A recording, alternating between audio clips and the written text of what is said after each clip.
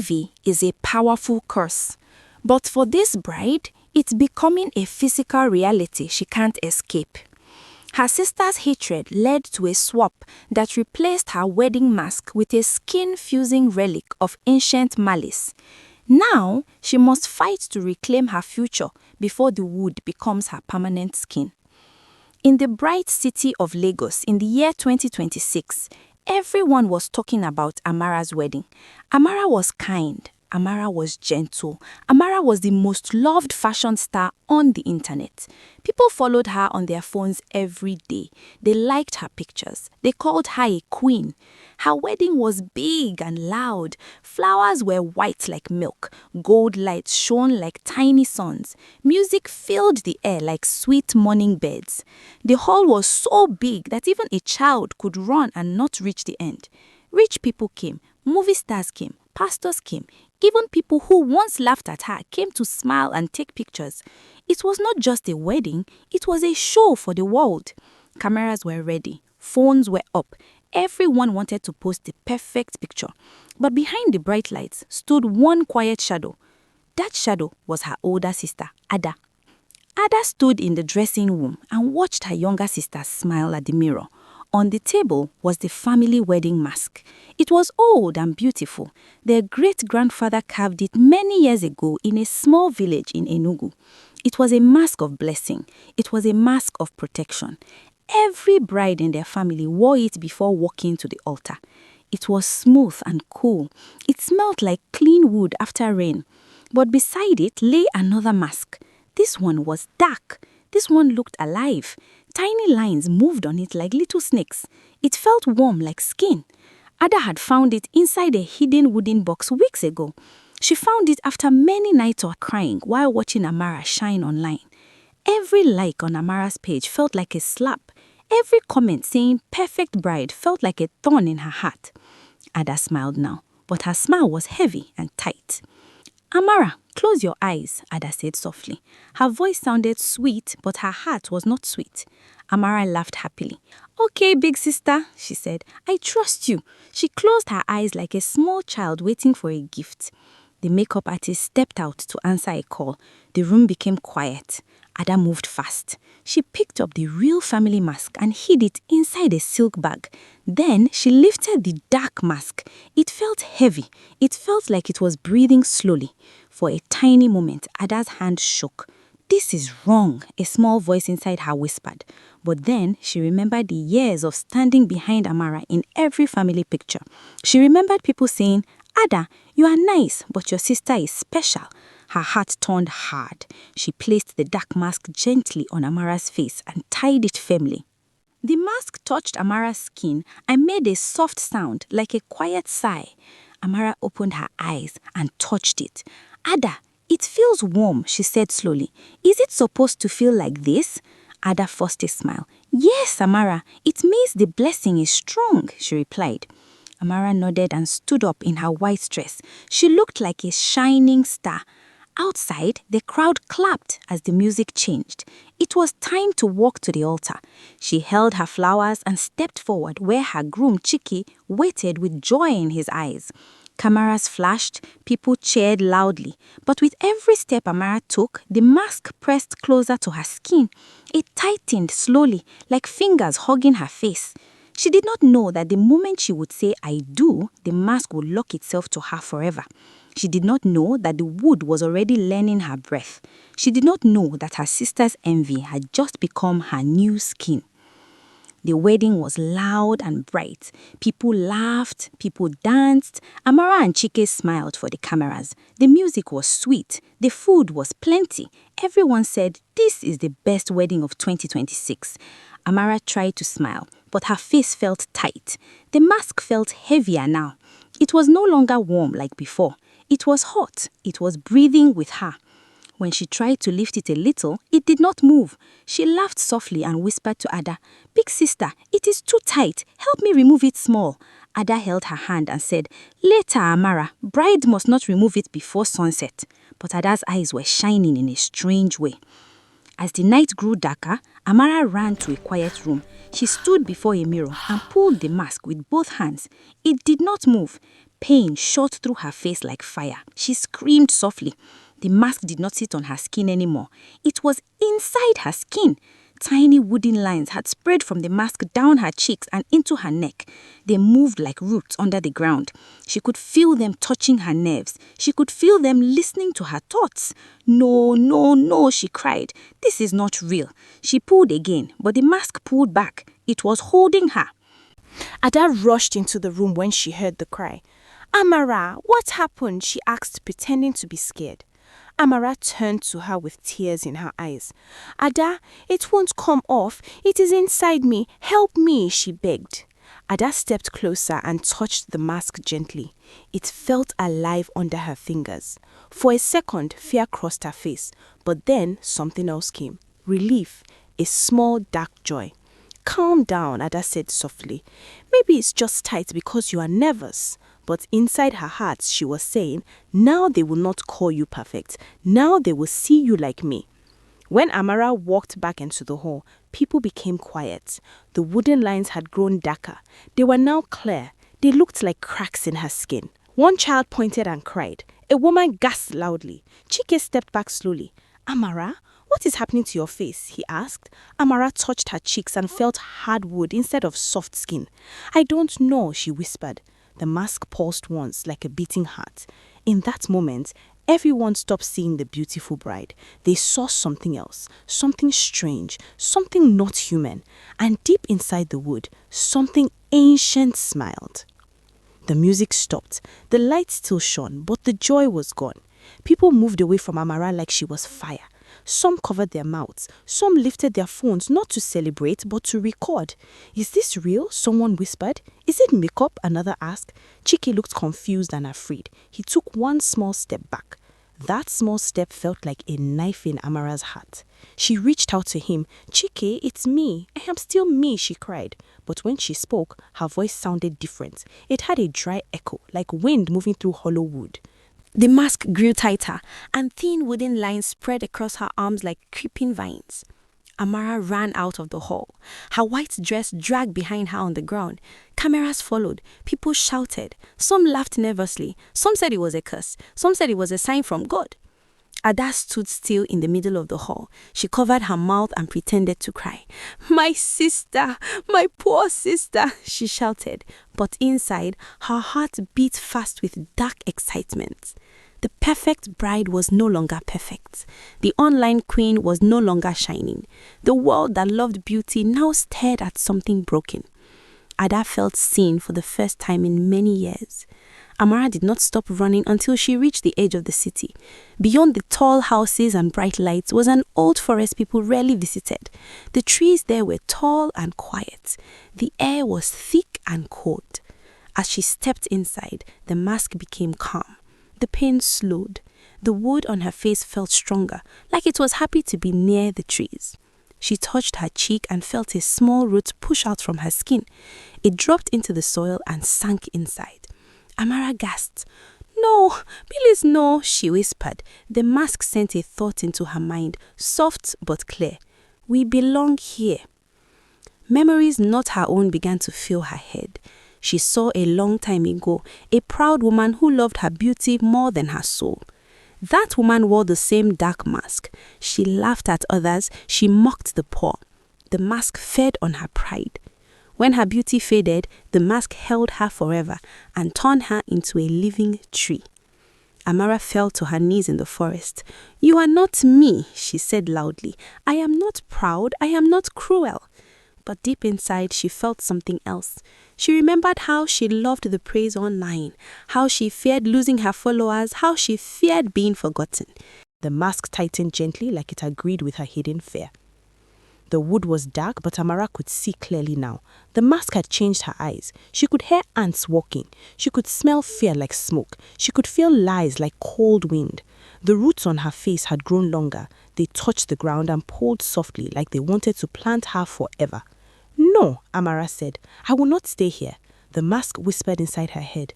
"Bring the one who called me. Bring the heart full of envy."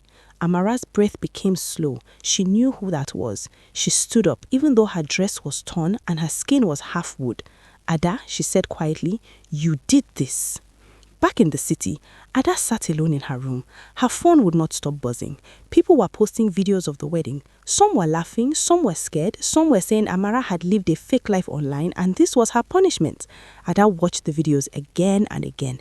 At first she smiled, but then something changed. The screen of her phone turned black. In the dark glass, she saw her own face, and behind it, wooden shadows. She jumped up. "No," she whispered. The room felt cold. A dry wind moved across her window, even though it was closed. The mask was calling her too. Amara walked out of the forest. The roots followed her like small snakes dragging behind. People on the road screamed when they saw her. Cars stopped, some ran away, some recorded. Again, but now Amara did not care about cameras. She did not care about beauty. She cared about truth. She reached Ada's house and knocked once. The door opened slowly. Ada stood there, shaking. "Amara," she said. Her voice was no longer strong. It was small. Amara stepped inside. The mask glowed softly. "Why?" Amara asked. Just one word, but it carried years of pain. Ada fell to the floor and cried. "Because you always shine," she shouted. "Because people always choose you. Because I was tired of being your shadow." Tears ran down her face. "I only wanted you to feel ugly, just once. I wanted them to see you like they see me." The mask on Amara's face pulsed hard. The room shook. The wooden lines on Amara's skin began to glow and stretch towards Ada. The mask had had enough. It could smell the true envy now. It could taste the bitterness. And slowly, very slowly, the roots began to turn away from Amara and reach for the sister who had called the curse into the world. The roots moved fast across the floor like living ropes. Ada screamed and tried to crawl away. "No, it was not for me," she cried. The wooden vines wrapped around her wrists and ankles. The mask on Amara's face burned like fire. A deep voice echoed inside Amara's mind. "The jealous heart is the true home. Take her, plant her, feed on her." Amara held her head and shouted, "Stop!" The walls shook. The lights flickered. She looked at her sister on the floor. Even after the betrayal, Ada was still her blood, still her family. Amara's wooden fingers trembled. She had to choose what kind of person she would be now. The mask whispered again, "Sweet beauty, give her to me. Be free and perfect again." The promise sounded soft and sweet. Amara imagined her old face, smooth skin, bright smile, millions of followers, no fear, no shame. She imagined going back online and telling the world it was all a bad dream. The mask showed her that future like a shiny mirror. But then she saw another picture. She saw Ada turned into a tree, crying inside wood forever. She saw herself smiling while her sister suffered. That smile felt cold. That smile did not look like her. Tears fell from her eyes and rolled down the wooden lines on her cheeks. "I will not give you my sister," Amara said slowly. "If envy called you, then love will break you." The mask grew hot and angry. The roots tightened around Ada. "You cannot break me without losing what you love most," the voice warned inside her head. Amara understood. The mask fed on pride. It fed on beauty. It fed on the fear of being forgotten. If she wanted freedom, she had to let those things die. She closed her eyes and spoke with a strong heart. "Take the beauty, take the fame, take the perfect face, but leave my sister." The words felt heavy, but they felt true. A loud crack filled the room. The mask split down the middle. Pain rushed through Amara's body like thunder. She fell to her knees. The wooden roots pulled away from Ada and flew back towards Amara's face. But instead of sinking deeper, they began to burn and turn to ash. Smoke filled the air. The dark voice screamed one last time and faded like dry wind. When the smoke cleared, the mask had fallen to the floor in broken pieces. Amara touched her face. It was no longer smooth. It was no longer perfect. Scars went across her cheeks like thin rivers. But the wood was gone, and Ada lay free on the floor, shaken but alive. The room was quiet. The broken mask lay on the floor like dead wood. Ada slowly sat up. She looked at Amara's face and began to cry again. "Your face," she whispered. The smooth beauty the world loved was gone.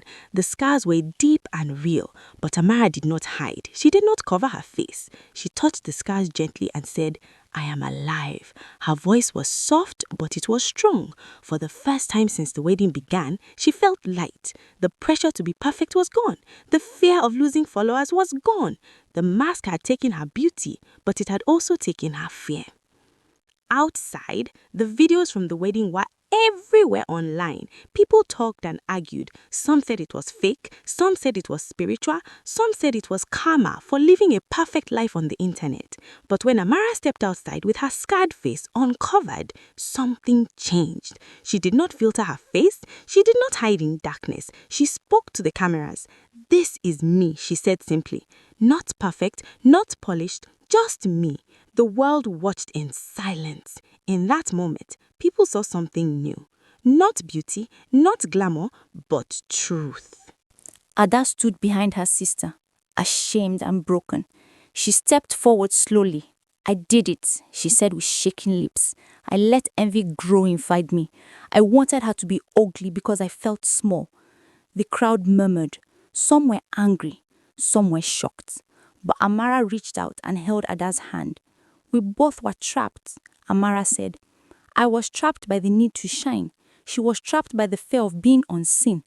The words were simple, but they were heavy with meaning. The curse had shown them both their hidden chains. The scars on Amara's face did not fade. They stayed. They became part of her story. Some brands left her, some followers unfollowed her, but many stayed.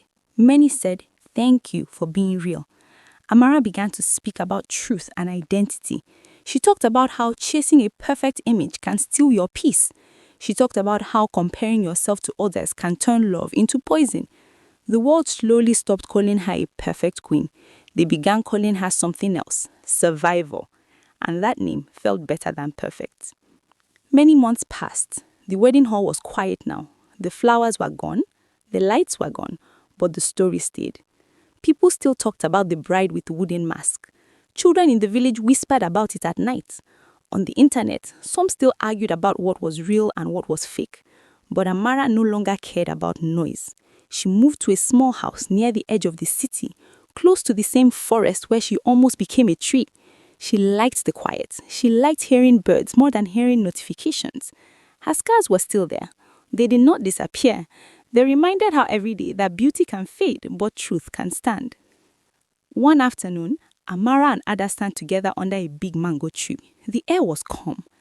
Ada looked different now. She was softer. She did not chase attention anymore. She started her own small fashion shop, not to compete, but to create. "I am sorry," Ada said again, even though she had said it many times before. Amara smiled gently. "We both learnt, Ada," she replied. "Envy grows when love is silent. Next time, we speak before it becomes poison." Ada nodded. She had seen what jealousy could build. Not success, not happiness, but monsters. The broken pieces of the dark mask were buried deep in the forest. Some say the earth swallowed them. Some say the spirit inside it is still sleeping, waiting for another heart full of pride and envy. Because the mask was not just wood. It was a mirror. It showed what people tried to hide. It fed on vanity. It fed on the fear of not being enough. And in a world where many people build perfect faces online and hide their pain behind filters, such a mask will always find food. That is why the old people say, "Be careful what you wish to change in others. The curse may choose you instead." Amara never became the same shining celebrity she once was, but she became something stronger. She became free. When people asked her, "Do you miss your old face?" she would smile and say, "That face was loved by the world. This face is loved by me." And that was enough. The story of the jealous sister and the wedding mask became a lesson told in homes and schools. A lesson about elite status anxiety. A lesson about the danger of living only for likes and applause. A lesson that true identity is not carved by beauty or fame, but by the fire you survive.